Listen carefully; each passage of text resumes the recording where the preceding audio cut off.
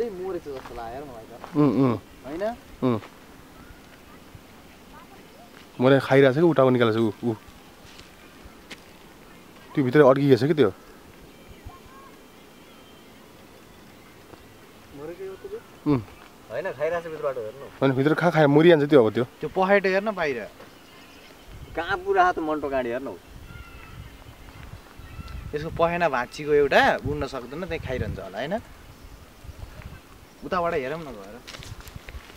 उडिन्छ अब त्यो ब्याक गरौँ उडेर के हुन्छ